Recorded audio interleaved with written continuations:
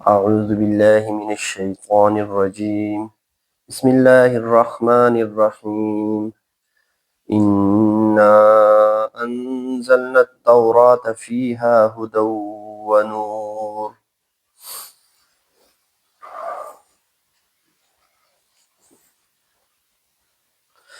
دي رکوع الله پاک چې دی يهود نصارا مسلمانانو ته ټولو ته په جمع یعنی متفقه طور پر یو اهم او یو خاص حکم شرعي نه چې دی خبردار کړي دي، هغې باندې متنبه کړی شوي دي، او هغه ده چې د الله پاک عهد چې و د هغې خلاف ورزي او د الله پاک په احکاماتو کې چې دی رد و بدلول لا بدلولو، کوم چې د یهود او د نصاراو یو دایمي عادت و، یعنې هغو همیشوالی په دې کې چې بس د الله پاک احکامات یې بدلول لا بدلول، نو په هغې باندې چې دی خبردار کړی شي، متنبه کړی شي. نو انا انزلنا التوراة فيها هدى ونور. بیا دې شروع دوو آیتونو کې د رکوع د اولني دوه آیتونه چې دي په دې کې مخاطب دي یهود یعنې اهل تورات چې هغو به ځان ته وایي چې موږ تورات منو. دغه یهود چې دی هغه مخاطب دي او د هغو د کوږوالي ذکر دی پکې، یعنې هغو چې به کومې الله پاک احکامات بدلول لا بدلولو او د هغې انجامي بد ذکر دی پکې، د دې ډېر بد انجام دی، د هغې نه چې دی خبردار کړی شوي دي. د الله پاک په احکاماتو کې چې دی کوږوالی لټول، رد و بدل کول، د دې ډېر بد انجام دی. او په ضمن کې چې دی د قصاص بعض احکامات چې دی هغه د هغې تذکره ده او د هغې مناسبت دا دی چې مخکې مونږ ووي، مخکې آیتونو کې یوه واقعه مونږ ذکر کړه چې دغې لکه څنګه چې به د بنو نظیر هغه یهودیان چې نو هغو به چې دی په دیتو او په قصاص کې چې دی برابري به یې نه کوله د بنو قریظه والا سره. د بنو قریظه والا به چې دی هغه د هغو چې به یې دیت او قصاص اخیستو نو ډبل به یې ترې اخیستو، او د بنو قریظې والا چې به ترې اخیستو نو هغه به سینګل و او قصاص به یې هم نشو اخیستی. نو په دغې مناسبت سره چې دی د قصاص بعضې احکامات چې دی د هغې تذکره ده. نو دغه یهود چې دی هغه مخاطب دي د اولني دوو آیتونو کې چې ګوره د الله پاک چې دی رالیږلی قانون، نازل کړی قانون، د دې په مقابله کې چې څوک خپل قانون چې دی هغه جاري کوي، په هغې باندې الله پاک خبردار کړي دي او داسې چې څوک کوي الله پاک هغو ته چې دی ظالمان او کافران ویلي دي. نو انا انزلنا التوراة فيها هدى ونور. الله پاک فرمایي چې موږ نازل کړی و تورات فيها چې په هغې کې هدن هدایت و نور او رڼا وه. یعنې تورات مونږ چې دی په موسی علیه السلام باندې الله پاک فرمایي چې نازل کړی و چې په هغې کې هدایت و، یعنې د عقیدې د تصحیح رهنمایي وه پکې، عقیده د هغې په ذریعې سره صحیح کېده، و نور او رڼا وه پکې د عمل کولو لپاره، په هغې کې یو رڼا وه، په هغې کې یو اثر و. یحکم بها النبیون، فیصله به کوله بها د هغې په ذریعې سره النبیون نبیانو، یعنې د تورات د شریعت چې د کومې پورې دغه شریعت چې منسوخ شوی نه و او د هغې نه بعد چې د بني اسرائیلو کوم انبیا راتلل نو هغو به هم د تورات موافق چې دی هغه فیصله کوله خپله.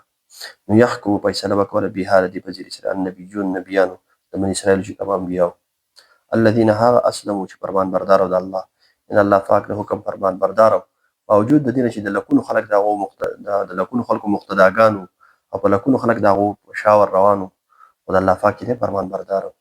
نو هغو به هم فیصله کوله بها د دې تورات په ذریعې سره، یعنې د دې موافق به فیصله کوله دغې نبیانو.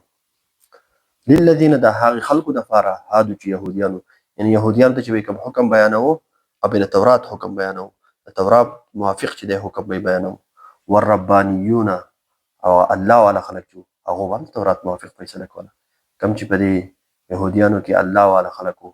والاحبارو او علماو، یعنې د دې هغه علماو چې کوم هغو به هم د الله د حکم مطابق فیصله کوله، یعنې تورات موافق چې دی هغه فیصله به یې چې دی کوله، د تورات موافق حکم به یې بیانوو.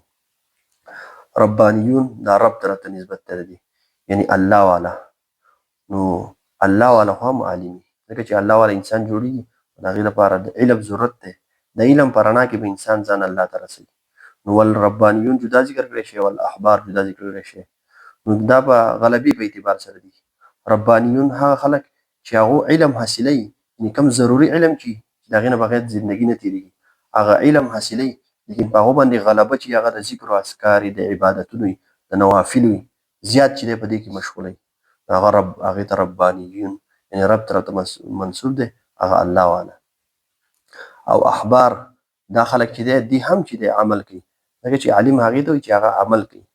دوی هم فرایض چې دی علم هم حاصل کړی او فرایض او واجبات سنت مؤکده دا ټول ادا کوي، لیکن نوافل چې دی په هغې کې زیات مشغوله د دي نه وي. د هغې په بدله کې دوی څه کوي؟ دوی د درس و تدریس خلکو ته چې دی شرعي مسایل او دا کوي، یعنې غلبه پې د دوی د درس و تدریس او د مسایلو غلبه پې، نور دوی هم چې دی عمل کوي او علم حاصلوي. نو دغې غلبې په اعتبار سره چې دی نو ته ربانیین ویلی کېږي چې هغوی ضروري علم حاصلوي، لیکن زیاته غلبه پې د الله پاک د عبادت او د ذکر و اذکار وي. او احبار چې هغه هم علم مشغلان وي او عبادت او واجبات فرایض هم ادا کوي، لیکن د هغې نه علاوه زیاته مشغوله چې وي هغه چې خلکو ته چې د شرعي احکامات بیانوي.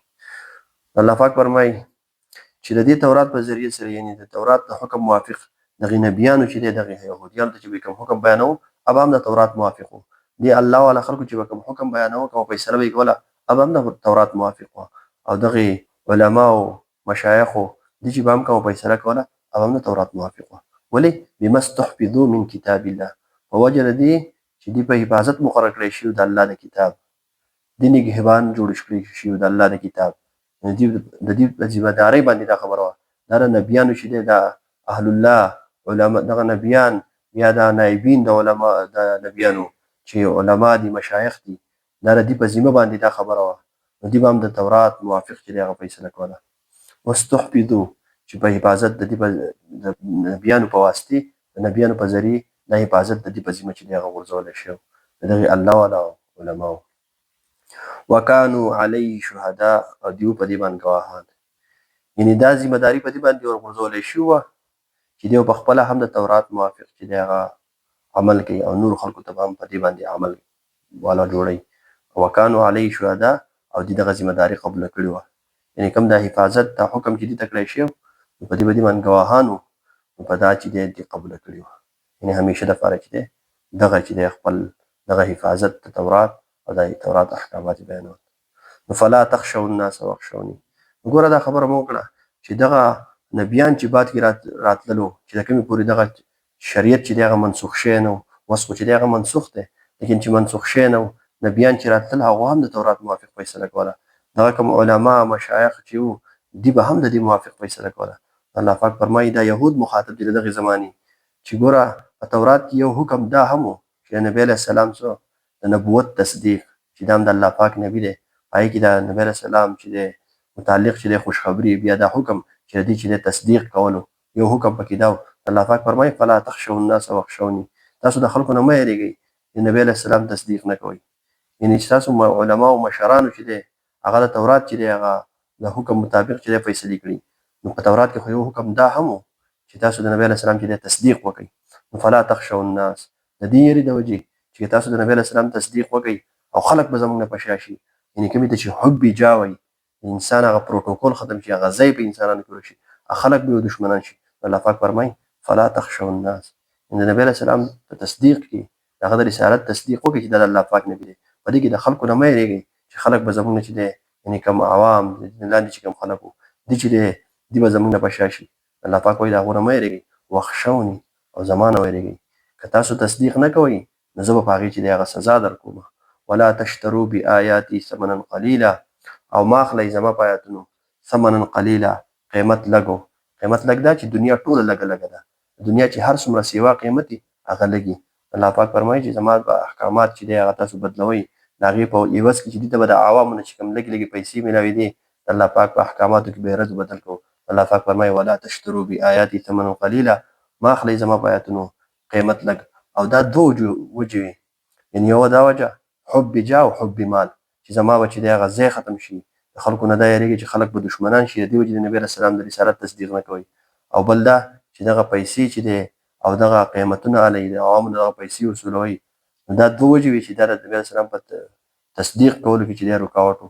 الله پاک د دواړو وضاحت وکړو چې د خلکو نه هم مه یېرېږئ او زما په آیاتونو باندې چې د قیامت لګمالي. ومن لم يحكم بما انزل الله، الله پاک فرمایي څوک چې فیصله نه کوي بما په هغه څه باندې انزل الله چې الله پاک نازل کړي، یعنی الله پاک چې کوم قانون نازل کړي، الله پاک چې کوم احکامات نازل کړي دي، د هغې موافق څوک فیصله نه کوي، د هغې خلاف څوک فیصله کوي، فاولئک هم الکافرون. الله پاک فرمایي دغه خلک چې دي هغه کافران دي. یعنی چې کوم قانون الله پاک نازل کړی دی د هغې په مقابله کې چې دی هغه قصدن عمدن غیر شرعي حکم ته، یعنی د شریعت حکم نه او هغې ته د شریعت حکم وایي، نو دا خلک چې دی څه دي؟ فاولئک هم الکافرون. دغه خلک چې دی هغه کافران دي، یعنی د الله پاک په نسبت باندې داسې دي د انکار کوونکي دي د الله پاک د احکاماتو، داسې دي کافران دي. مخکې آیات کې بیا دغه قصاص متعلق احکامات دي. ترجمه: انا انزلنا التوراة، بېشکه موږ نازل کړی و تورات، فیها هدن، هغې کې هدایت و نور او رڼا وه، یحکمو فیصله به کوله، بها د هغې په ذریعې سره یا په هغې باندې النبیون نبیانو، الذین هغه اسلمو چې فرمان بردار او للذین د هغې خلکو دپاره هادو چې یهودیانو، والربانیون او الله والا خلکو هم، والاحبار او علماو، بما ووجه د دې استحفظو چې دې نګرانان مقرر کړی شوي من کتاب الله د الله د کتاب، وکانو او دیو علیه په دې باندې شهداء گواهان، فلا تخشوا الناس پس تاسو مه یریږئ د خلکو نه، واخشوني او ویریږئ زما نه، ولا تشترو او ما اخلئ بآیاتي زما په آیاتونو، ثمنا قلیلا قیمت لږ، ومن لم يحکم او څوک چې فیصله نه کوي بما په هغې څه باندې انزل الله چې الله پاک نازل کړي دي، فاولئک پس دغه خلک هم الکافرون کافران دي.